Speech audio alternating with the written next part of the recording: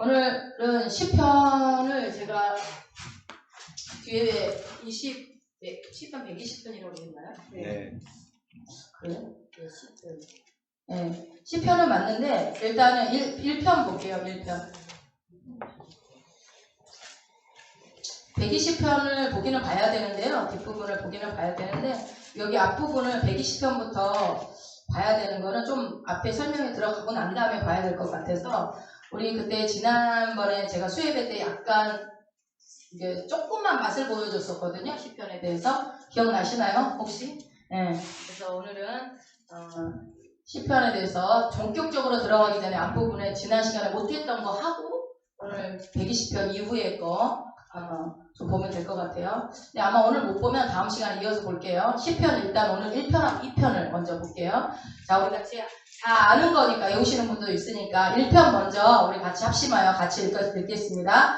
복 있는 사람은 악인의 길을 좇지 아니하며 죄인의 길에 서지 아니하며 오만한 자의 자리에 앉지 아니하고 오직 여호와의 율법을 즐거워하여 그 율법을 주야로 묵상하는 자로다. 저는 시냇가에 심은 나무가 시절을 쫓아 가시를 맺으며 그 잎사귀가 마르지 아니함 같으니 그 행사가 다 형통하리로다. 악인은 그렇지 않으며 오직 바람에 나는 겨와 같도다. 그러므로 악인이 심판에 견디지 못하며 죄인이 의인의 회중에 들지 못하리로다. 대저 의인의 길은 여호와께서 인정하시나 악인의 길은 망하리로다. 아멘. 10편 2편은 이쪽에서 이렇게 2절 이렇게 한번 읽어볼까요? 1절부터 읽습니다. 시작. 어찌하여 여호와를 공부하며 민족들이 화살을 경영하고 세상에 명령하며 하나님들이 서럽게 하여 여호와의 마음 기념하는 자를 대적하며 우리가 그 맨 것을 끊고 그 결박을 벗어버리자. 하늘에 계신 자가 웃으시며 주께서 저희를 비웃으시리로다. 그때 불을 바라며 진노하사 저희를 놀래어 이르시기를 내가 나라가 마늘에 거룩한 산 시온에 세웠다 하시리로다. 내가 여기 졌으나 여호와께서 내게 이르시되 너는 내 아들아 오늘날 내가 몰랐도다. 내게 구하라. 내가 영원한 법으로 주시니 내 예수가 땅 끝까지 이르리로다. 내가 철자로 저희를 깨뜨리며 실그릇같이 부수리라 하시도다. 그런즉 군함들아 너희는 지혜를 얻으며 세상의 관원들아 교훈을 받을지어다. 여호와를 경외함으로 섬기고 떨며 즐거워할지어다. 너희에게 입맞추라. 그렇지 아니하면 진노하심으로 너희가 길에서 망하리니 또 진노가 급하시니라. 여호와를 의지하는 자가 복이 있도다. 아멘. 이게 10편을 우리가 1편부터 몇 편까지 있죠? 150편. 네. 10편은 누가 지었나요? 그렇죠. 다윗이라고만 얘기하면 안 되죠. 저자가 여러 명 있죠. 작자 미상도 있고. 그래서 다윗 10편은 1편부터 150편까지 있어서 여러분들 이제 10편은 약간 노래 가사 같은 느낌이 있기 때문에 또 실제로 우리의 CCM 같은 것도 10편 가사가 많죠. 그래서 여러분들이 10편 읽을 때는 몹시 가볍게 읽습니다. 대충 읽습니다. 역사적 배경도 생각 안 합니다. 굳이 그렇게 볼 필요 없다고 생각하고 성경 읽기 싫을 때 어쩔 수 없이 읽어야 한다면 10편 읽으라면 너무 좋습니다. 성경 읽기 통독에 10편 들어가면 신납니다. 오늘 1장부터 10장까지는 한 2장꼴밖에 안 됩니다. 여러분들 혹시 그 정도로 생각하고 있는 10편이라면 오늘 좀 설명을 드리는데 10편을 본격적으로 조금 들어가기 앞서서 히브리어 성경에 대해 좀 얘기를 드릴게요. 히브리어 성경은 어디를 히브리어 성경이라고 말하나요? 보통 구약이 히브리어로 되어 있죠. 신약은요? 헬라어로 되어 있죠. 그러니까 히브리어가 원래 고어 아닙니까? 옛날 히브리어 성경을 우리가 그냥 구약이 히브리어 성경이야. 그냥 신약은 헬라어 성경이야. 근데 신약이 헬라어 성경인 이유는 여러분 혹시 그 배경은 알고 계시죠? 주일학교는 제가 설명했으니까 알지만 원래 이제 구약 시대에 쓰여진 언어가 히브리어였기 때문에 기록된 게 히브리어로 돼 있었던 성경을 신약 시대에 와가지고 로마 시대에 와가지고 학자들을 불러 모아서 로마의 자기네 나라의 어떤 위상을 높이기 위해서 세계 각국의 모든 종교, 문화를, 학문들을 다 받아들이는 그 중에 하나가 히브리어의 유대인들이 믿고 있는 이 성경에 대해서 연구를 시켜서 와서 번역을 시켜서 그러니까 하나님이요 참 희한한 일을 하신 거예요. 그 이스라엘이라는 나라가 디아스포라가 돼서 다 흩어져서 예수 믿는 선택된 백성들이 다 없어진 것처럼 보였지만 흩어진 속에서 강대국인 로마를 통해서 히브리어를 그들의 언어인 헬라어로 번역을 한 거죠. 그래서 신약은 어차피 그때 쓰여질 때는 다 헬라어로 쓰여졌기 때문에 그래서 구약에 공부할 때는 히브리어를 알아야지 조금 더 이해가 쉽고 신약은 헬라어를 알아야 그래서 이거는 히브리어로 이렇게 얘기하는 이유가 조금 더 원뜻에 가깝게 알고자 해서 하는 거지 뭐 몰라도 뭐 천국 가는데 지장은 없지만 잘못 알아서 복음을 잘못 들으면 천국 가는데 지장은 있겠죠. 그러니까 잘 들으셔서 좀 이 시간에 이런 공부를 한다는 게 참으로 안타깝습니다만은 그래도 한 번은 인생에 있어서 한 번은 들어야 될 얘기니까 여러분들이 잘 들어주세요. 이 66권을 제가 2번 반복할 수는 없을 거 아니겠어요? 자, 히브리어 성경은 세 부분으로 나눕니다. 세 부분으로 뭐가 있냐면 첫 번째는 여러분들이 잘 아는 토라, 그 다음에 선지서, 그 다음에 또 뭐가 있을까요? 우리가 지금 여러분들이 역사서 뭐 여기서 나온 거는 그럴 수밖에 없는 게 우리 기독교의 한글 성경을 배운 사람들 그렇게 나눠요. 그러나 지금 뭐예요? 히브리어 성경을 나누는 거예요. 토라, 선지서, 성문서로 나눠요. 이들은 유대인들은. 그래서 여기서 가장 중요한 거 꼽으라면 뭘까요? 토라. 그렇죠. 왜 토라일까요? 토라가 모세오경. 토라는 모세오경을 말하는 걸까요?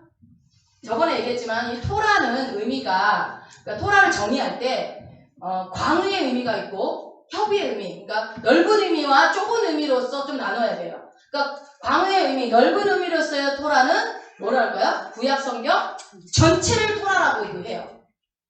그러나 협의의 의미, 좁게 보면 뭐를 봐요? 토라는 모세 오경만이다. 그럼 모세 오경은 뭔 줄 알죠? 모세 오경은 뭐가 있죠? 창출,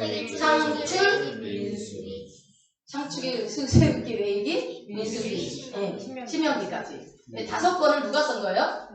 모세가 오경을 썼다 해서 모세 오경인 거예요. 그래서 토라는 모세 오경이다. 아니야. 구약 전체야. 이 2견이 분분하게 어떤 사람은 모든 율법과 법과 모든 그런 가르침 교훈까지 다 포함해서 토라야 라고 말하는 몇몇 사람들도 있습니다. 지금까지도. 그러나 통상적으로 일반적으로 우리가 볼 때 토라는 협의의 의미인 모세 오경만 토라로 보자는 거예요. 뭐 높게 봐도 틀린 건 아니에요. 그런 의견들이 있는 거예요.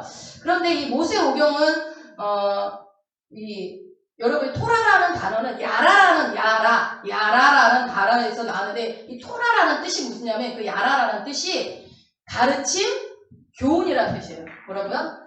가르침, 교훈. 야라라는 단어에서 온 게 토라거든요. 근데 이 뜻이 가르침과 교훈이라는 뜻이 있는데 가르침과 교훈에 모든 말씀이 다 들어가지는 않을 거 아니에요. 모든 말씀이 다 가르침과 교훈은 아닐 거 아닙니까? 그렇죠? 그래서 토라를 갖다가 성경 전체다라고 보기엔 조금 그렇다는 거예요. 그 말 자체로 봤을 때 토라가 가르침과 교훈이다라고 한다면 어떤 사람이 토라는 구약 성경 전체야 라고 말하는 것은 조금 무리가 있지 않느냐라고 본다는 거죠. 여러분 그러면 계명과 법과 교훈과 가르침은 같은 뜻일까요? 다른 뜻일까요? 계명, 법, 교훈, 가르침.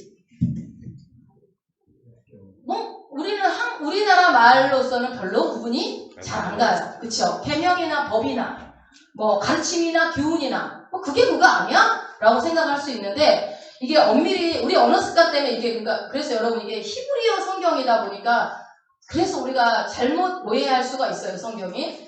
근데 오늘 여러분들이 머릿속에 좀 잘 기억해 놓으세요. 우리가 잘 아는 모세가 하나님으로부터 받은 계명이 뭐죠? 10계명. 네, 10계명. 여기서 우리가 이걸 10계명이라고 한 거지 그 사람들이 꼭 10계명 그런 거 아니에요. 성경에 10계명이라는 말이 몇 번 나올까요? 딱 3번 나와요. 3번. 근데 이제 10계명이라는 내용이 전체로 정확하게 나온 거는 성경에 딱 2군데밖에 안 나와요. 레위기에 나온 거는 완벽하게 나오진 않고 어디에 나오냐면 출애굽기 20장하고 신명기 5장에 나와요. 그래서 이 2군데에 온전하게 10계명이 나오는데 10계명을 히브리어로 하세르타 드바림 다시 하세르타 드바리. 하세르타 드바리. 뭔 뜻이지? 히브리어로. 근데 이거는 제가 왜 써놓냐면 우리가 십계명은 되게 중요하잖아요. 십계명에 대해서 나중에 이제 또 공부할 기회가 되면은 또 하겠지만 하세르타 드바림이라는 이 말 정도는 이거는 자주 쓰일 수 있는 말이기 때문에 여러분 우리가 샬롬 뭐 이런 거 알듯이 뭐 여호와 니시 뭐 이런 거 알듯이 그냥 이 정도 알아두면 좋잖아요. 그죠? 하세르타 드바림이라는 게 이제 십계명인데 이 기독교인들은 우리 기독교인들은 이 십계명을 뭐래요? 10개의 뭘로 봐요? 명령으로 봐. 계명. 맞습니까? 십계명을 10개의 명령으로 보잖아요. 근데 이스라엘 사람들, 라피들이잖아. 라피들, 유대인들. 이 라피들은 이거를 하세르타 드바림을 십계명을 그렇게 안 봐요. 10개의 계명으로. 그럼 어떻게 볼 것 같으냐? 그냥 10마디의 말로 봐요. 10마디의 말. 이상하죠? 이게 뭐 10마디의 말이야? 자, 여러분 제1계명이 뭐죠? 10계명이 제1계명이? 지금 계명에 대한 얘기를 하는 거예요. 아까 계명, 법, 가르침, 교훈이 다 똑같다고 그랬지만 아니라는 얘기를 하는 거예요. 제1계명이 뭐죠? 나 외에는 다른 신을 내게 두지 말라고 그런 게 우리의 10계명이 1계명이에요. 그러면 이 유대인들 라피들에게도 1계명이 그걸까요? 아니니까 얘기하겠죠? 걔네들은 이스라엘 유대인들의 1계명은요, 이 10계명의 1계명은 제1계명은 뭐냐면 나는 너를 애굽 땅 종되었던 집에서 인도하여 내 하나님 여호와로다. 이게 1계명이에요. 이거는 우리 10계명의 서론 아니었어? 우리는 서론이잖아요. 10계명 들어가기 전에 그 얘기가 먼저 나오면서 제일 나 외에는 다른 신을 두지 말라 이렇잖아요. 우리는 서론으로 들어가고 있는 내용을 이들은 뭘로 보는 거예요? 말씀. 1계명으로 봐요.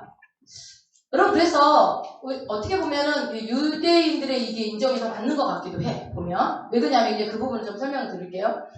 차이가 나는 기독교는 그냥 이 하세르타 드바림이라는 이 10계명을 갖다가 10개의 명령 대명으로만 받는 게 어쩌면 원래 그 복음을 들었던 그들에게서 전달돼서 왔기 때문에 우리가 율법처럼 계명으로 받는 건지도 모르겠어요. 그런데 이 사람들은요 계명이 아니라 아까 10마디의 말로 받았다고 하듯이 하나님의 그냥 말씀으로 가요. 그냥 하나님, 우리는 1계명, 2계명 이렇게 구분을 놓지만 그분들은 그냥 하나님의 말씀으로 보고 그래서 1계명과 2계명이 완전히 달라요. 그렇죠? 나는 내가 애굽된 종되었던 땅에서 인도해야 되는데 하나님 여호와로라 이게 1계명이라는 게 뭐가 다르냐? 그러니까 하나님과 나와의 관계를 1번으로 보는 거예요. 이 사람들은. 근데 사실 이거는 우리가 바꿔야 될 부분인 것 같기도 해. 하나님과 나와의 관계를 제대로 설정되어 있지 않으면 이 10계명, 1계명부터 10계명이라고 주어지는 이것들이 모두 짐이 되고요. 그냥 하나의 의미가 되고 명령이고 그냥 짐이 돼버려요. 자, 여러분. 그냥 하나님하고 나하고 어떤 관계 설정이 안 된 상태에서도 내 안식일을 기억해 거룩히 지켜. 내 요새 걸 탐하지 마. 이런 말은 윤리 도덕적으로만 듣지 않겠습니까? 그럼 혹시 내가 만약에 도둑질을 방금 하고 온 사람이 왔다면 교회는 도둑질하면 못 다니는 곳이는구나. 이렇게 생각할 수 있겠죠. 뭐 도둑질하면 해도 다녀도 되지만 꼭 도둑질하면 안 되긴 안 되지. 어쨌든 그런 10계명들이 짐이 돼버릴 수 있다는 거예요. 자, 그러나 모든 말씀의 근간을 이스라엘의 이 라피들처럼 내가 누군 줄 알아? 얘들아 내가 누군 줄 알아? 하나님이 내가 누군 줄 알아? 나는 너를 애굽 땅 종되었던 땅에서 인도하여 낸 하나님 여호와야. 이렇게 얘기를 하는 거예요. 우리가 믿는 하나님을 먼저 얘기해 주는 거야. 내가 누군 줄 알아? 이래요. 그럼 여러분 여기서 애굽은 뭡니까? 애굽.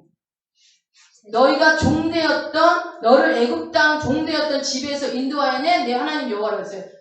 종되었던 집에서 애굽 땅 종되었던 집. 자, 애굽이라는 애굽은 단순히 어떤 이집트라는 나라를 얘기하는 것이 아니라 이 애굽이라는 것은 이스라엘이 아무리 간절히 원하고 바라고 애쓰고 자기 힘으로 노력을 한다고 해도 도저히 벗어날 수 없는 해결할 수 없는 그 문제를 누가 해결하신 거예요? 하나님이 친히 전적인 은혜로 끄집어내서 구원해낸 것이 바로 그 해결하신 것이 애굽 아닙니까? 여러분 우리에게도 애굽이 있잖아요. 내 힘으로 도저히 안 되는 거 누가 해야 돼요? 하나님이 하시는데 이스라엘 백성들이 무슨 노력을 했어요? 애굽 땅에서 나오는데 아무 노력한 거 없어요. 모세가 하라는 대로 쫓아왔고 모세마저도 하나님이 하라는 대로 했기 때문에 끄집어내요. 전적인 하나님의 은혜가 있는 곳이 애굽이었단 말이에요. 그 애굽에서 끄집어 나는 너를 애굽 땅 종되었던 곳에서 인도하여낸 내 하나님이야! 라고 이것을 전제되지 않으면 이 부분이 하나님과 나와의 관계가 전제되지 않으면 나머지 어떤 계명들은 다 의무가 되고 짐이 되면서 강조 조항이 돼버린 거예요. 아 하기 싫어. 뭐 주일날 꼭 지켜야 돼. 안식일을 꼭 기억하고 거룩히 지켜야 돼. 내가 성전이라며 막 이러면서 그러니까 그런 말 하는 것 자체가 뭔가 이걸 짐이라고 느낀다는 거죠. 이해가 되세요? 그래서 이것을 나는 애굽 땅 종되었던 땅에서 인도하여낸 내 하나님 여호와야라고 얘기하는 그것을 1계명으로 보면 그 다음 단계는 뭐가 될까요, 여러분? 그 관계를 먼저 설정하고 나면 1계명, 2계명, 3계명 나온 계명들이 10개의 계명이 짐일까요? 그쵸. 짐이 아니지. 짐이 안 되지 않겠어요? 아니 나의 불가능해서 내가 도저히 내 힘으로 안 되는 곳에서 나를 끄집어내주는 전적인 은혜를 맛봤는데 내가 그분이 나를 기억해서 안식일에 예배드려 이거 하기 싫어요? 나를 구해줬는데 내가 도저히 할 수 없는 그 문제 해결해서 나에게 복을 주신 분인데 뭐 부모를 공경하라 그 말 하기 싫어요? 그거 듣기 싫어요? 아니잖아요. 그럼 어때요? 전적인 은혜에 대한 마땅한 행동이 되지 않겠습니까? 계명이? 그쵸? 그래서 의무가 아니라 감사가 되겠죠. 주님 애굽에서 내가 종으로 있었었는데 이렇게 끄집어내줘서 나에게 이러이러한 걸 하라고요? 이것을 탐내지 그 정도 할 수 있죠. 당연히 해야죠. 내가 주님 사랑하는데 이보다 더한 것도 하죠. 이렇게 되는 거예요. 이 전적 은혜에 대해서 주시는 계명이 다 감사해요. 왜 그럴까요? 그분이 애굽에서 나를 끄집어냈던 그분이 자신의 유익을 위해서가 아니라 나를 사랑해서 해줬다는 것을 알고 나면 그분이 주시는 것도 모든 계명도 나한테 요구하는 것도 그분을 위해서가 아니라 나를 위한 것이라는 것을 알아버리게 되는 거죠. 그러지 않겠어요? 여러분, 우리 주님이 여러분한테 기도하라고 그러는 게 아버지를 위해서 그러는 거예요? 아니요. 아니잖아. 기도 누구 위해서 하라는 거예요? 너 위해서 하라고 그러는 거잖아. 성경 읽으라는 거 아버지 위해서 그래요? 아니에요. 전도하라는 것이 아버지 위해서 그래요. 여러분, 하나님은 돌로도 아브라함의 자손을 만들 수 있는 분이라니까요? 근데 왜 우리에게 이거 하라, 저거 하라, 이거 하지 마라, 저거 하지 마라. 왜 그래요? 우리를 살리고 싶어서 그러는 거잖아. 우리를 위해서. 그러니까 모든 주어지는 말씀들이, 계명들이 다 나를 위해서라는 것을 알게 돼버린다는 거예요. 뭐 할 때? 관계 설정이 확실하게 됐을 때. 하나님이 어떤 분이냐. 내가 이 계명을 그 계명을 주신 분이 도대체 누구냐는 거예요. 애굽 땅 종되었던 집에서 인도하여낸 너희 하나님 여호와라는 거예요. 그래서 계명과 법과 교훈과 가르침과 이것들은 구별을 해서 봐야 되고 계명은 특별히 좀 주의해서 봐야 될 필요가 있습니다. 자, 그리고 나서 선지서 가볼게요. 선지서는 뭐가 있을까요? 선지서는 전기 선지서가 있고 후기 선지서가 있어요. 자, 한글 성경에서는 이거를 선지서를 뭐라고 그러냐면 여러분들이 잘 아는 역사서라고 합니다. 그러면 이해가 되죠? 네. 역사서. 모두 몇 권이죠? 역사서 모두 몇 권이에요? 정연이가 항상 있었으면 좋겠어. 대답이 여기서만 정확하게 나오니까. 자, 이 역사서를 후기 선지서라고 할까? 그러니까 여러분, 근데 봐봐. 왜 굳이 우리는 역사서 개념으로 보는데 이 사람들이 왜 선지서로 볼까? 자, 히브리어 성경에는 역사서가 없어요. 역사서라는 개념이 없어요. 우리는 역사서로 보면, 왜냐면 우리나라 게 아니잖아. 이스라엘의 역사잖아요. 그래서 그들의 역사의 흐름을 창출민수 사사망대라는 하면서 이렇게 보잖아요. 그래서 창세기부터 이렇게 쭉 이 나라가 만들어지고 오면서 이렇게 망하고 멸망하고 끌려가고 하는 그 역사를 보니까 우리는 역사서 이렇게 얘기를 하지만 그들의 입장에서는 이거를 역사서로 보지 않고 선지서로 보는 이유. 그러면 여러분 봐봐. 이 보는 관점이 역사책으로 보느냐 선지서 책으로 보느냐에 따라 관점이 완전히 달라지는 거예요. 그렇지 않겠어요? 네. 그래서 이 사람들이 보는 관점 우리하고 완전히 달라요. 당연히 그렇겠지. 우리가 우리 역사 보는 거랑 외국 사람들이 우리 역사 보는 거랑 같겠어요? 그래서 이 선지서라는 관점으로 봤을 때 관점이 되게 흥미로워요. 이 사람들은. 자, 선지서는 여기까지 보고요. 지금 이 얘기하려고 여기까지 오고 있는 거예요. 성문서. 왜요? 성문서 안에 뭐가 들어가 있게? 그렇죠. 시편이 들어있기 때문에. 자, 성문서에는 일단 먼저 뭐가 들어갔냐면 시편, 우리가 이제 여기 안 들어갔던 거 모세오경 빼고 역사서 빼면 나머지들 여러분들 다 기억해서 한번 넣어봐봐요. 자, 시편, 욥기, 잠언이 들어갑니다. 뒤에서. 그죠? 그래서 시편, 욥기, 잠언. 그래서 여러분 성문서를 첫 번째가 시편, 욥기, 잠언이 이제 들어가는데 이 성문서를 여는 첫 번째가 뭐예요? 네, 시편이라는 거예요. 그래서 의미가 있어요. 시편이. 여러분들이 그냥 심심할 때 그냥 가볍게 읽을 때 읽는 책이 아니라는 거예요. 시편이. 그래서 이 시편에는 성문서를 여는 첫 번째 책이다. 시편으로 시작한다. 그러면 시편 오늘 읽었던 1편, 2편도 뭔가 의미가 있겠죠. 예, 이 성문서의 시작을 10편으로 알리는데 그 1편, 2편을 그냥 썼겠습니까? 반드시 어떤 의미가 있겠죠. 자, 그리고 두 번째 성문서에는 뭐가 들어가냐면 오축이 들어갑니다. 5 스크롤. 그럼 막 이해가 돼요? 두루마리잖아. 성경이 두루마리. 그러니까 5개의 두루마리. 그러니까 성경에서 이 사람, 이거는 이스라엘 히브리어 성경에서 구별해 놓은 거예요. 우리는 역사서, 선지서, 지혜서 뭐 이렇게 구분했지만 이분들이 이렇게 구분한다는 거예요. 그래서 오축이 뭐냐면 성경을 절기에 맞춰서 두루마리를 5개를 꺼내놨어요. 따로따로. 그러니까 이제 집에다가 5개를 이제 두루마리 하나, 둘, 셋, 넷, 5개 딱 꽂아놔.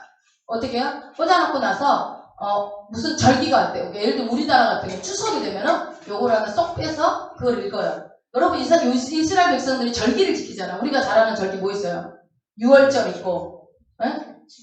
77절도 있고, 뭐 그런 맥추절 있고, 뭐 이런 절기들 있잖아요. 이런 절기를 지킬 때 우리는 우리의 명절에 하는 뭐 떡도 만들고 연날리기도 하고 뭐 이런 거 하듯이 얘네들은 이 이스라엘 백성들은 뭐를 해요? 이 성경을 읽어요. 성전에서 예배드리면서. 그 중에 이 오축이 그러면 어떤 성경이 들어갈 것인가? 5개의 절기에 들어가는 읽는 5개의 성경이겠죠. 뭘까요? 안 알려줄까요? 안 궁금해하는 것 같아요? 네. 자, 일단은 아가서, 룻기, 에레미야, 에가, 전도서, 에스더가 들어갑니다. 자, 에오스면 한번 해보세요. 시작. 아가서, 룻기, 에레미야, 에가, 룻기, 전도서, 에스더. 네. 자, 이렇게 외우면 안 외워져. 근데 설명을 해드릴게요. 굳이 외우지 않은데요. 자, 이스라엘 백성들이 이게 두루마리로 따로 빼나 성경을 따로 여러분 이 성경 우리가 이렇게 구분해놓은 거지 다 연결된 거라니까요. 따로 떼가지고 1월이 그들의 달력으로는 뭐라고 하죠? 얘네들 달력이 3개라고 그랬잖아. 태양력, 음력, 주님이 예굽에서 꺼내오면서 3월부터가 1월로 시작되는 그들의 이스라엘의 절기가 있단 말이에요. 영적 달력. 1월은 아비벌, 이거 많이 들어본 성경에서. 네. 아비벌에는 무슨 절기가 있을까요?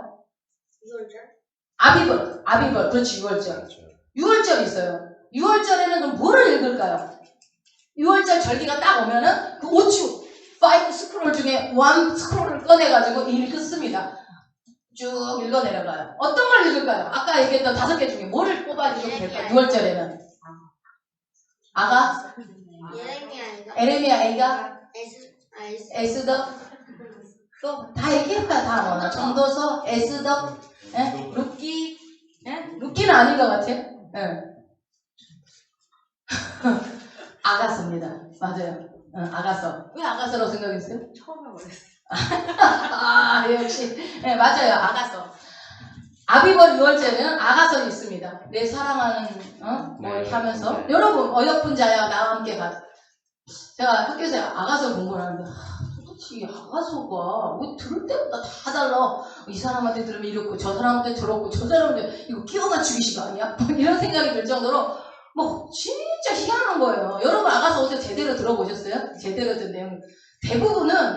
대부분의 우리 한국교회에서는 대부분 아가서를 설명할 때 예수 그리스도의 사랑으로 그냥 표현을 해요. 근데 그거는 정말로 피상적인 거. 진짜 1차원적인 해석이고요. 그 이면에 이제 들어가 보면 더 깊은 해석들이 있는데, 그런데 이제 그거는 공부할 기회가 있으면 나중에 또 하게 될 텐데, 이 아가서를 6월절에 읽는 이유가 있겠죠. 그 이상의 것들이 있다는 거야. 예수 그리스도와 사랑은, 그거는 어떻게 보면 약간 끼워 맞추기식도 있어요. 되게 끼워 맞추기식이에요. 그런데, 그 아가서를 6월절이라면 언제죠? 6월절 명절이 어떤 명절이죠? 6월절이 뭐예요? 그 피가 뛰어넘을 때, 그거를 뛰어넘을 때 애굽 땅에서 인도에 낼 때 그 6월절을 지키기 위해서 하잖아요. 6월절에 이제 아가서를 읽는데, 그 아가서를 읽으면서 왜 그때 이 아가서를 읽는지에 대해서는 지금 오늘 설명할 수는 없어요. 그리고요, 두 번째로 오순절, 그들의 명절 오순절이 있어요.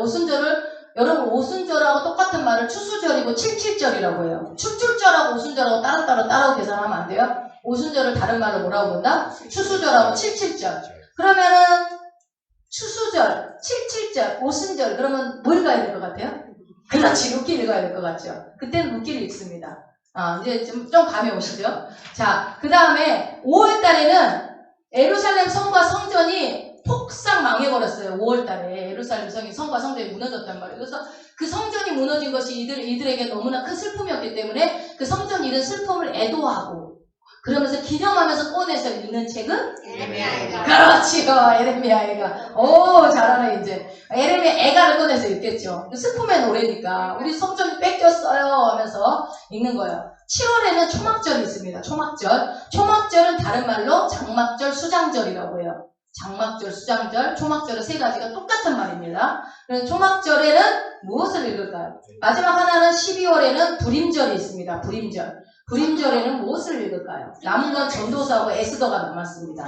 자, 7월 초막절에는 뭐를 읽을까요? 장막절, 수장절에는 전도서. 네, 전도서를 읽어요. 그리고 불임절에는 에스더. 에스더를 읽는 거예요. 그러니까 이들은 그냥 이거는 여러분들이 기억해두면 좋은 게 이 배경을 알면 왜 이거를 이 사람들이 이 명절 때 이걸 지키는지 그게 그러니까 성문서에 들어가는 오축이 5개의 스크롤이 이렇게 들어가가지고 하나씩 꺼내서 읽는 것이다. 그리고 세 번째로 이래요. 이런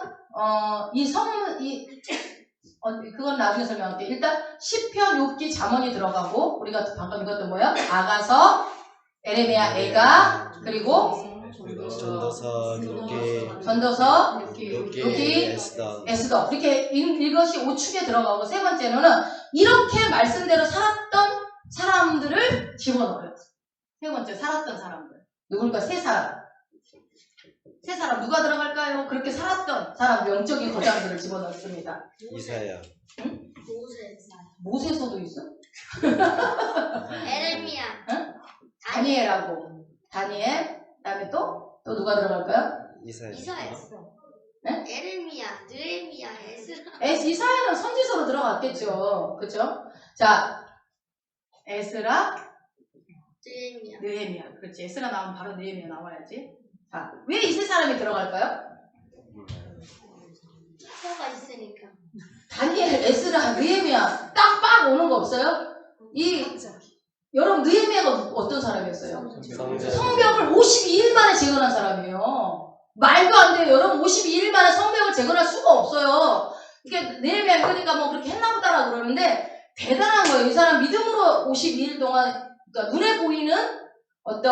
눈에 보이는 영적인 성장을 이뤘던 사람이 느헤미야란 말이에요. 그러면 에스라는 뭐예요? 성전. 에스라는 역대상하도 쓰고 에스라서도 썼죠. 이 에스라는 영적인 부흥을 일으켰던 사람이에요. 포로에서 돌아와가지고 이 사람이 제사장이기도 하고 율법 학자이기도 했던 사람이잖아요. 그 에스라가 와가지고 그 포로 생활에서 여러분 70년이면 이미 잊어버렸어. 우리는 어저께 들은 말씀도 잊어버리고 오전에 들은 말씀도 잊어버리는데 70년 지났는데 말씀이 기억이 나겠어요? 근데 그런 아무것도 없는 그냥 어떻게 하든 근데 여러분도 그것도 희한해. 여러분 70년이면 기반을 잡을 만큼 잡았어. 그렇지 않아요? 포로로 가가지고 바벨론 땅에서. 그런데 그러니까 이스라엘 백성들이 희한한 족속들인 거야. 돌아가라 그러고 또 누구였죠? 누구 왕이 나가라고 칙령을 보내죠? 고레스. 고레스의 칙령에 따라서 가잖아요. 가야 한다고 가? 나가. 안 가고 싶지 않겠어요? 여러분 생각해봐요. 내가 70년을 살았어 거기서. 본토 아비집 같지 않겠어요 거기가? 네. 근데 너네들 땅으로 가서 성전 지어 그런다고 또 가요. 이게 이스라엘 백성들이 대단한 사람들인 거예요. 그래서 갔어. 가가지고 거기 가서 왔어. 그랬더니 성전 지으려고 봤더니 뭐 있어?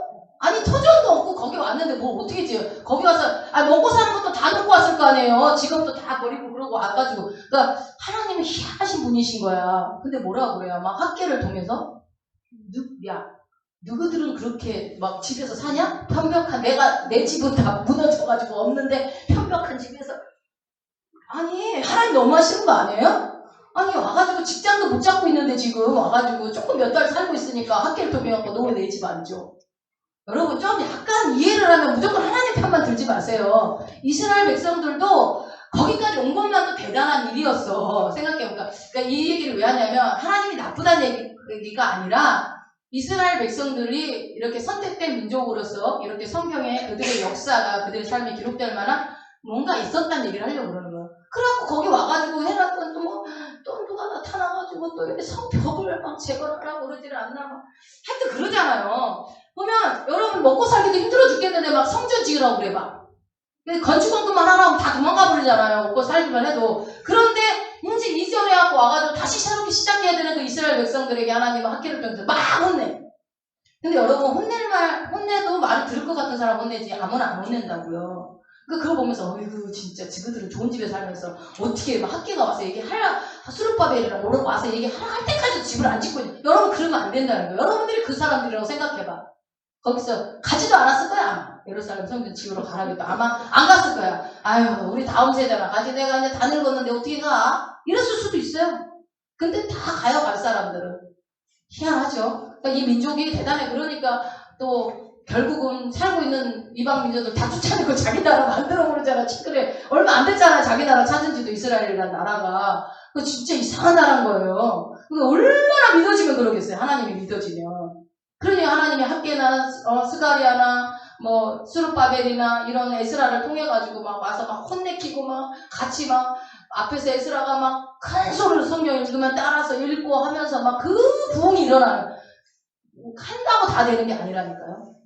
아무튼 다니엘과 실제로 이 토라와 선지서, 이 성문서 이런 통해서 그대로 살아낸 사람들의 얘기가 나오는 것을 성문서로 지어넣습니다. 그리고 다니엘, 서, 그리고 에스라, 느헤미야가 들어가요. 마지막 역대기가 들어갑니다. 역대기는 여러분 역대기는 뭐죠? 역대상하? 그렇죠. 그러니까 지난 이스라엘의 구약의 역사를 한 번에 정리해낸 게 역대기죠. 역대기. 그래서 창세기부터 말라기까지 정리해놓은 것이 우리 그러니까 역대상 읽어보면 역대상 읽을 때 재밌어요? 재미없어요? 진짜 재미없죠. 앞발물 있다고 어때요? 계속? 숫자만. 족보만 몇 장까지 족보만 나와요. 누가 저거 요즘에 우리 역대상도 역대하 들어가나요 오늘? 네. 너무 힘들어요. 성경 읽을 때마다.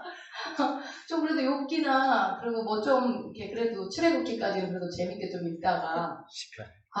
뭐 또 막 땅 나누기 할 때도 힘들고 참 힘들어. 중간중간 고비가 있어요. 성경 읽다 보면. 근데 요번에 유난히 역대상 진짜 재미없더라고요. 약간 자기네들 막 그 미국 사람들이 자기네들 영화에다 뭐든지 막 아메리카가 최고다라고 막 하는 그런 사상을 집어넣듯이 뭔가 역대상에는 막 애써서 족보 뿌리를 찾아가지고 우리 유다 족속만 이 다윗의 족속만 우리일 거야 막 이렇게 막 우기는 것 같잖아요. 막 이 후손만 진짜 후손이야. 너희들은 다 쌍놈들이야 막 이러는 것 같은 이런 느낌이 역대상하니까 역대상하는 누가 에스라가 정리했을 것이다 보는 거. 왜냐하면 포로에서 돌아왔던 정체성을 잃었던 이스라엘 백성들에게 야 너희들 뿌리가 어딘 줄 아냐?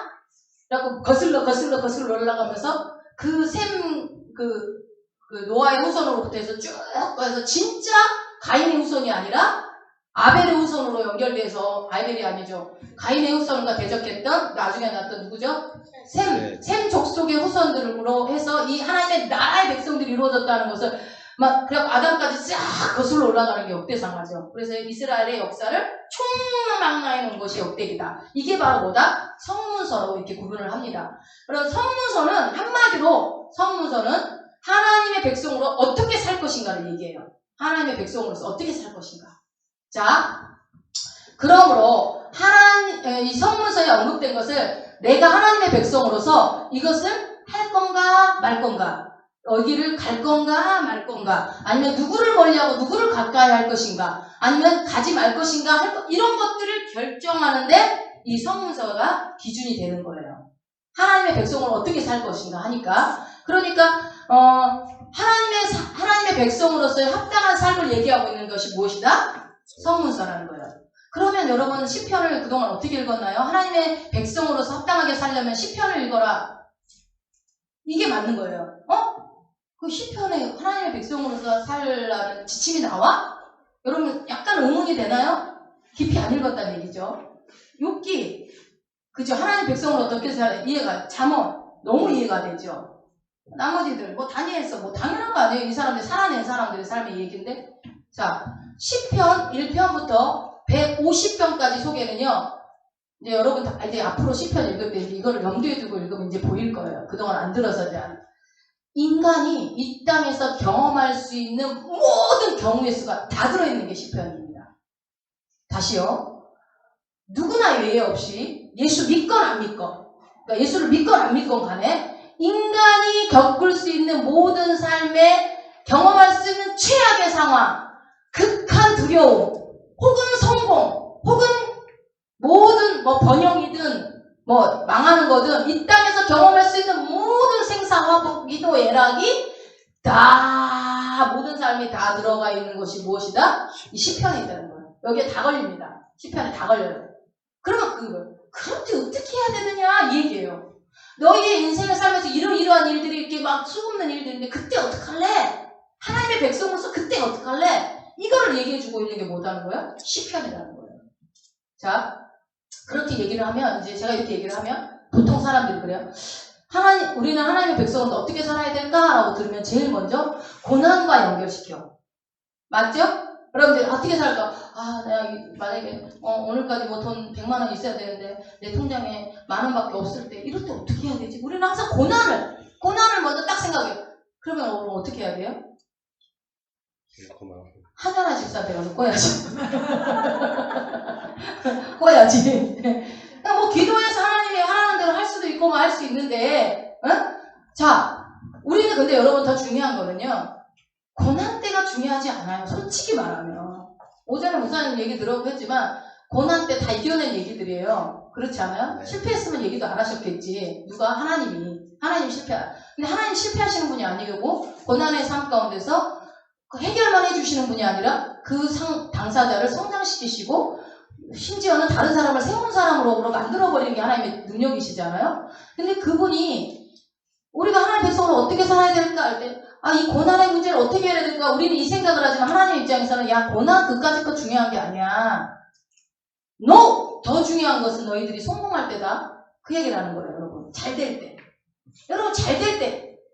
대부분 나와서 이제 뭐 간증하라고 내가 힘들었는데 이렇게 해서 주님이 일하셔가지고 이렇게 고치고 내 병도 고치고 내가 이렇게 했습니다. 이런 간증은 다 해, 다. 그쵸? 근데 내가 진짜 잘 됐을 때 겸손했다는 얘기는 별로 없어요.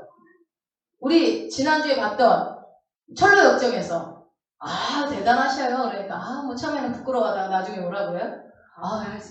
그쵸. 이게 아무나 할 수 있는 일은 아니죠. 하면서 어깨가 푹 올라가는 순간 그물에 싹 웃지 않는 분들은 주무셨다는 얘기죠. 그 장면에서 딱 걸려들잖아요. 교만에 걸려들잖아요. 여러분 이게 뭐 오늘 막 원종호 집사가 말이지 젊은 나이에 집을 얻었어 말이지 그러네. 이렇게 올라가려면 네가 잘해서 된 게 아니고 말이지 이렇게 이제 눌러주는 거죠. 하나님이 하신 일이지 이렇게. 물론 그렇다고 그렇게 얘기한 건 아닌데 어쨌든 우리가 했을 때 그래 그때 내가 얼마나 순종을 잘할게요 이러면서 하면은 그 옆에 제자에서 내가 옆에서 하라고 했잖아. 이게 이제 우리도 모르게 이제 그런 것들이 으쓱 올라오는 거예요. 우리가 사실 무심코 장난으로 하는 것 속에서 뼈가 상당히 들어가 있잖아요. 우리 신성수양도 자주 하는 말이에요. 거봐 내 말이 다 맞지. 늘 제가 평생에 자주 듣는 거. 그러니까 내가 그때 얘기할 때는 안 듣더니 그럼 내 말이 다 맞아. 내 말이 하나님 말이야. 근데 사실 많이 맞아요. 그래서 어쨌든 그렇게 얘기를 으쓱하는 거. 근데 여러분 우리가 고난일 때는요 힘드니까 뭐 한양한테도 갈 수도 있고 뭐 옆에 박은경이한테도 갈 수 있고 뭐 갈 수 있어. 뭐 해달라고 할 수 있는데 성공을 했을 때 나한테 뜻하지 않은 뭔가가 딱 주어졌을 때 여러분 그때 겸손하기가 얼마나 힘든지 아세요? 오늘 갑자기 100억이 확 주어져 봐봐요. 정신없지. 만리장성을 오늘 밤에 몇 번을 쌌다 부시게. 안 그러겠어요? 생각만 해도 막 흐뭇해지잖아요. 너의 안정감이 어디로부터 하냐? 100억! 이렇게 되는 거죠. 아니라고 해도 통장 잔고의 안정감을 얼마나 느끼는지 아세요, 여러분? 여러분 통장이 점점 액수가 떨어져 가는데 말일은 다가오고 결제일이 다가올 때 여러분 불안하지 않아요? 난 엄청 불안하던데. 그런 거. 근데 어디서 갑자기 돈이 쑥 들어와가지고 내가 결제할 거 이상하게 2-3배가 들어와 있으면 어때? 갑자기 그때부터? 마음이 너 경험자냐? 카드가 밀렸어. 갑자기 어깨가 그냥 환해지면서 오늘 일은 힘들지도 않아 해도. 근데 일을 별로 힘든 일 아닌데 오늘 뭐가 해결이 안 됐을 때는 어때요? 일하면서도 이게 하는 건지 안 하는 건지 뭐 하는 건지 이렇게 하면서 한단 말이에요. 여러분의 안정감은 통장의 잔고입니다. 그러신 분들은. 그럴 때 여러분 일상의 삶을 잘 살 자신 있으십니까? 수록 권사님 있으신가 보네. 그럴 일이 없기 때문에. 숨겨둔 재산도 없어. 눈먼 돈도 없고. 어디서 굴러올 돈도 없고. 네. 뜻하지 않은 어떤 행운? 뜻하지 않는 어떤 운, 좋은 것들이 들어오거나 물질이나 아니면 어떤 일들이 벌어지면 사람들이 이상한 짓을 해요. 다 그래요. 거의 90% 이상이 이상한 짓을 해요. 생각을 해보면, 그러니까 우리라고 예외는 저는 없을 거예요. 거의 없을 거라고 봐요. 그게 뭐 성전을 짓는다고 내가 헌금을 하더라도 그 밤에 100억짜리 성전을 지을 것인가, 50억짜리 지을 건가, 10억짜리 지을 건가, 얼마나 머릿속으로 고민하겠어요. 없는 게 다행이죠? 아멘? 아멘. 아멘, 아멘. 그래도 다음은 1억이라도 주시면 좋겠어요. 예. 시편에 이 모든 게 다 들어가 있다는 얘기예요. 네. 우리 인간의 그런 작은 심리들, 고민하는 그 모든 것들이 이 속에. 여러분 오늘 기쁜 소식을 하나 알려드릴게요. 3시에 제가 설교 끝낼 거예요. 오늘 오전에 질리신 것 같아요. 제가 뒤에서 결심했어요. 오후에는 일찍 끝내리라. 딱 10분 뒤에 끝낼 거니까. 좋아하는 사람 없어. 하나도 좋아하는 사람 없어. 아니 지금 다 엄청 기뻐했어요. 예수 그리스도의 복음이 2번째로 기뻐했어요. 지금 보니까 야호! 막 이러면서 지금 속으로 캔디를 보고 있어요. 진짜 3시에 끝낼 거니까 거짓말 아니에요. 그러니까 잘 들으세요. 10분만 잘 들으세요. 자, 그래서 이스라엘 백성들이 이 시편에 여러분 보면은 시편이 1편부터 150편까지 있는데 시편이 이거밖에 없을까요? 아니요. 시편은 어마어마하게 많아요. 시는 엄청나게 많아요. 근데 우리가 이 성경에 우리가 이 번역 이 성경 정경화된 66권의 성경에 150편이 들어가기까지는 어마어마한 과정을 거쳤어요. 학자들이 기도하고 또 빼고 그리고 이게 여러분 다윗의 시라고 나오죠. 이 다윗의 시가 의가 히브리어를 번역을 하면 영어로는 어부예요. 어부. 그러면 다윗의 시인데 다윗에게라는 뜻도 있어요. 그러면 이게 다윗이 쓴 시야, 다윗에게 누군가가 쓴 시야. 이게 헷갈리잖아요. 그래서 여기에 기록된 다윗의 시는 확실하게 다윗이 쓴 시만 기록한 거예요. 그래서 걸르고 그러니까 논란이 있을 것 같은 것들은 다 빼버렸어요. 그러니까 어마무시하게 많은 시편이 있겠죠. 그런데 그렇게 해서 거르고 해서 만들어진 게 1편부터 150편인데 여기에는 많은 저자들이 있는데 그거 말하기 전에 이 세 사람까지만 먼저 정리할게요. 이 세 사람은 다니엘과 에스라, 느헤미야. 이 세 사람들은요 하나님의 말씀을 실제로 자신의 삶에 적응해서 실제로 살아냈던 예가 나온 사람들이에요. 예가. 그러니까 여러분이 다니엘이나 에스라나 느헤미야 읽을 때는 하나님의 사람은 이렇게 살면 되는구나 이렇게 생각하시고 읽으면 되는 거예요. 다니엘은 그냥 사자굴 풀무불만 생각하지 마시고 하나님의 사람은 이렇게 살아야 되는구나. 에스라, 하나님의 사람은 이렇게 다른 사람을 부흥시켜서 이렇게 세우는 일을 하는 사람이구나. 느헤미야, 어떠한 어려움과 어떠한 방해가 와도 하나님의 사명을 받은 사람은 믿음으로 끝까지 해내야 되는구나. 이런 것들을 보는 것이 그런 관점으로 봐야 된다는 거예요. 왜 여러분 다시 왜냐면 성문서가 하나님의 백성으로서 어떻게 살 것인가를 구별해 놓은 책이기 때문에 그래요.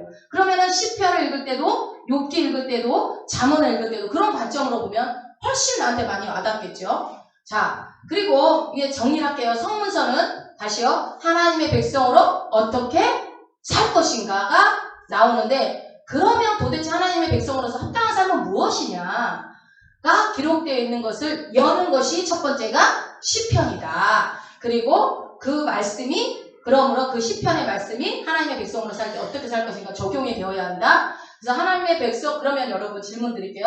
하나님의 백성으로서 어떻게 살아야 하는가를 물을 때, 그럼 하나님의 백성으로서 어떻게 살아야 돼? 하고 물을 때에 반드시 제시되어야 할 게 뭘까요? 하나님의 백성은 이렇게 살아야 돼 하면서 뭐를 제시해줘요? 기준을 제시해야죠. 기준! 이 사람 중심으로 쫙 쓰듯이 기준이 제시돼야 돼요. 하나님의 백성, 이렇게 살아야지. 그러니까 여러분 봐봐요. 간증 보면은 내가 만난 하나님은 병 중에서 만나는 하나님은 병을 고치는 하나님이에요. 내 하나님은 오직 병 고치. 그래서 병든 사람만 보면 가서 우리 하나님 병 고치면 이렇게 얘기하듯이 그렇게 어떤 사람은 또 이렇게 어떤 어려운 문제를 해결해 주신 분을 만났으면 우리 하나님 어려운 문제 근데 하나님 그것만 하는 하나님이 아니잖아. 못하는 일이 없는 분인데 내가 만난 하나님은 그런 하나님이기 때문에 그거에만 또 편협하게 있으신 분들도 있어요. 근데 사실은 물론 그런 하나님으로 만났지만 또 다른 사람 만났기 때문에 그 사람의 개인적인 간증이 기준이 될 수는 없어요. 맞죠? 그 사람이 그렇게 만났다고 모든 사람이 다 그렇게 만나는 건 아니라고요. 그렇다면 기준이 무엇이냐는 거예요. 기준이, 말씀의 기준이. 가자, 가지 말자. 가까이 하자, 가까이 하지 말자. 하자, 하지 말자. 뭐 이런 거에 대한 기준이 있어야 될 거 아니에요. 무엇으로 여러분 기준을 삼을래요? 그 기준은 뭘까요? 여기 칠판에 있어요. 뭘까요? 뭐가 기준이 돼야 될까요?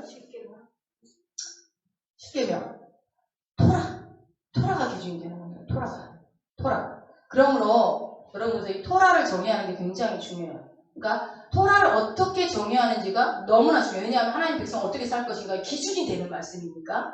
자, 다시 토라는 뭐뭐를 말해요? 모세오경. 모세오경은 창세기, 출애굽기, 레위기, 민수기, 신명기 이 5개가 하나님 백성으로 살 수 있는 기준점을 제시한다는 거예요. 기준점을. 자, 그래서 토라를 구약성경 전체를 보지 않고 모세오경으로 본다고 얘기한 거예요. 자, 하나님의 말씀을 개인적인 삶에 적용을 했을 때 어떤 유익이 있을 것인가를 기록한 것이 세 사람이 이 개인적인 기준을 봤을 때 다니엘, 에스라, 느헤미야였다면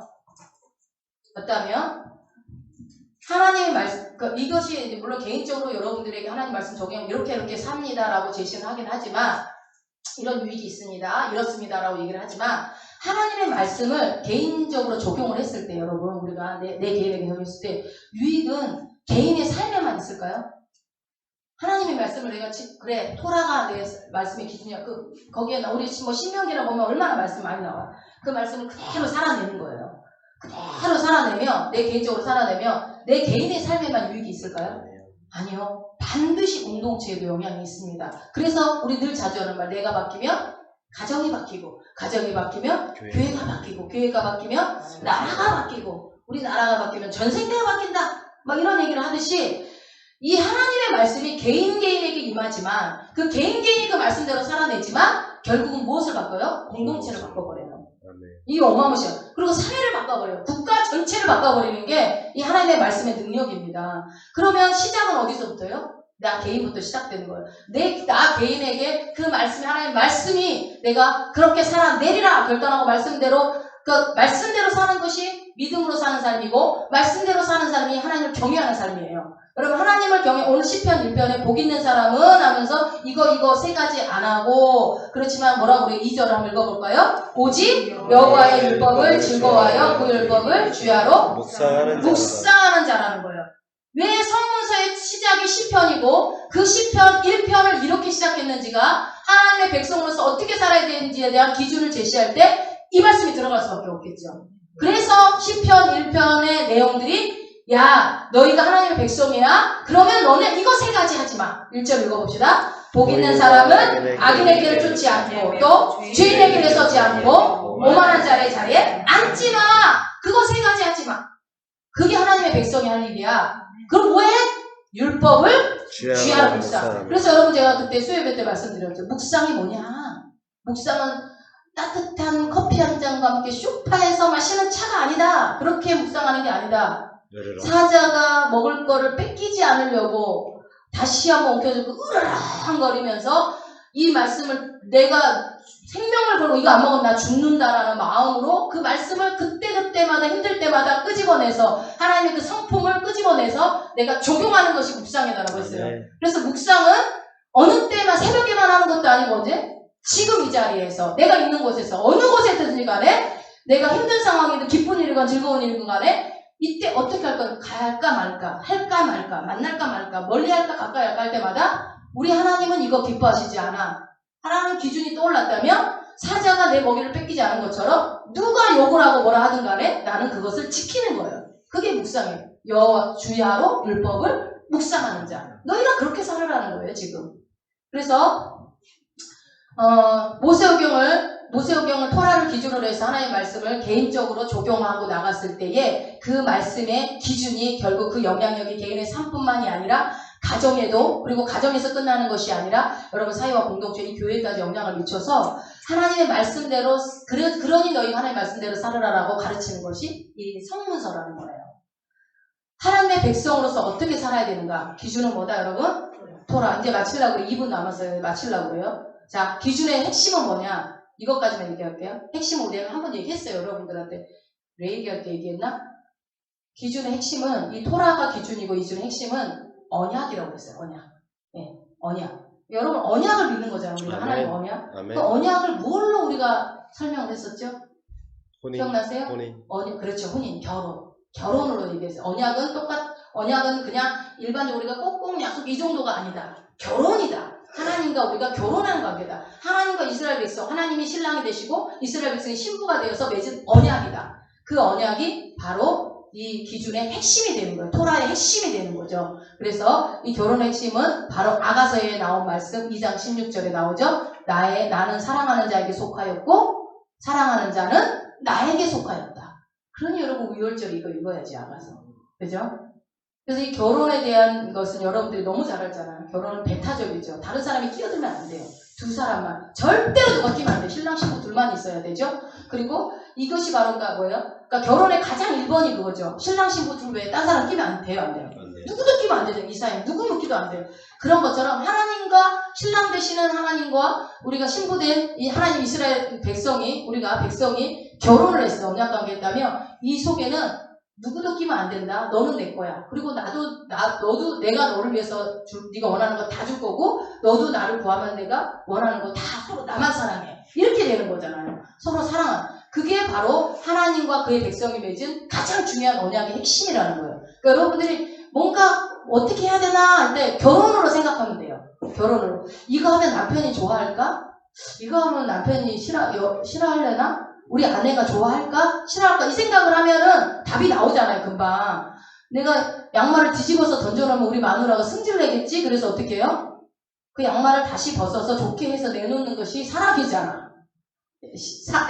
사랑은 양말부터 시작됩니다. 이렇게 근데 그거를 모르면 어떻게 해요? 신경도 안 쓰고 내 마음대로 하는 것처럼. 그렇지만 하나님을 알면 우리 하나님이 이거 싫어해. 그러면 안 하는 거예요. 근데 하나님이 이거 좋아해. 하는 거예요. 근데 그래서 1번 제1계명이 나 외에 다른 신을 내게 두지 말라.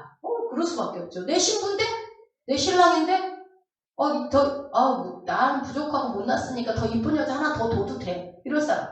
없잖아요. 있나봐? 남자들은 있겠죠. 독점적이에요. 결혼은 독점적이에요. 맞아요? 독점이죠. only 너. 그쵸? 절대로 뺏길 수 없어요. 하나님이 전적으로 나를 소유하는 게 맞습니다. 아멘, 아멘. 여러분은 하나님 거예요. 아멘.